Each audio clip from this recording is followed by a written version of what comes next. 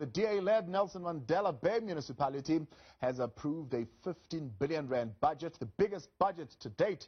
Now, the municipality says it will prioritize drought mitigation, basic service delivery, infrastructure maintenance, as well as the protection of municipal assets. However, there are concerns that the municipality has cut back on tarring gravel roads, acquiring land for housing and repairing large sections of the city's wastewater network to divert funds to drought mitigation efforts. Joining me now to talk about this is Nelson Mandela Bay Mayor Ngababanga. Mayor, good evening and thank you very much for your time and joining us tonight here on In Focus. Concerns are being raised that you're diverting critical budget for infrastructure maintenance and development towards this drought mitigation. First and foremost, just talk to us about those claims, how true they are, and what is the city doing or the metro doing to ensure that it protects the budget for essential infrastructure maintenance?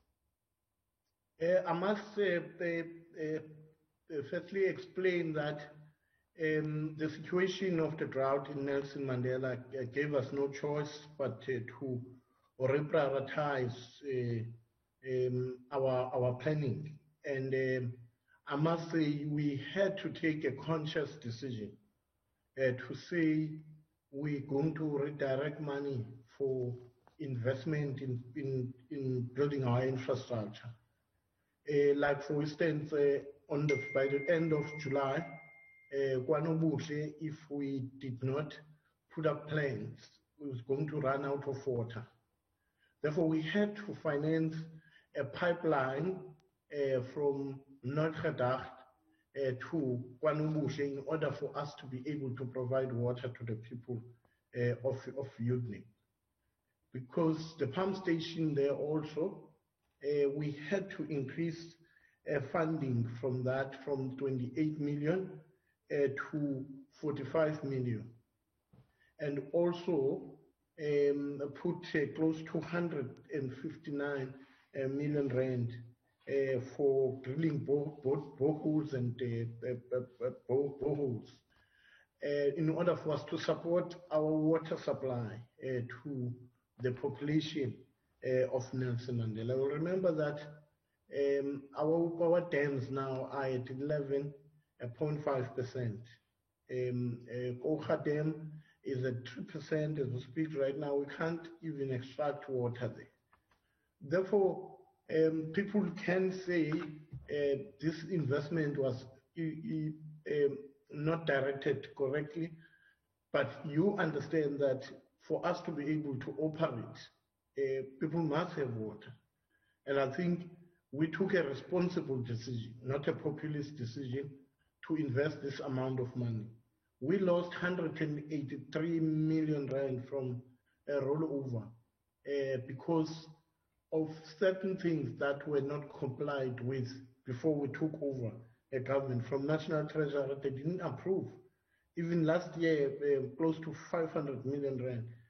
Therefore, we were in a very bad situation in the city. Yeah. Because if we did get an approval for the rollover of 183, at least we could have done other things. Yeah. And I think I'm proud of the government that we acted responsibly by redirecting the money. We also had to put money for security of our premises. You won't believe that during the COVID time and now our walls were destroyed generally with no security. We have few walls that now are protected. Therefore, we had to take money and make sure that we protect municipal assets. And I'm proud that we've done so. There is money for roads. And if you come to Nelson Mandela, I'm telling you, we are like a construction site. We have turned it to be a construction site. Yeah. Because where we govern with our coalition partners, we govern better. We deliver services. Yeah. So let's talk then, Mayor, about this 183 drought recovery grant that was not carried over or rolled over. How much are you then redirecting in order to make up for that? There is speculation of you are redirecting 500 million. We have redirected 45 million rand for cents, and also because remember the pump station in KwaNobuhle was budgeted for 28 million rand, which part of that 183 million rand was supposed to help in building that infrastructure to 45 million rand. And also we've redirected 159 million rand for drilling of boreholes. Yeah. Therefore, it's a lot of money. It's above 183 million rand that we had to redirect in order for us to recover the money that was not roll over by the National Treasury, and we had to do. How is that then compromising work, for example, on human settlements, right? On engineering, on sanitation services, and how do you decide what you're going to sacrifice in order for you to recover this 183 million? What we've done is that part of these departments were not performing very well. We did not remove money in the main.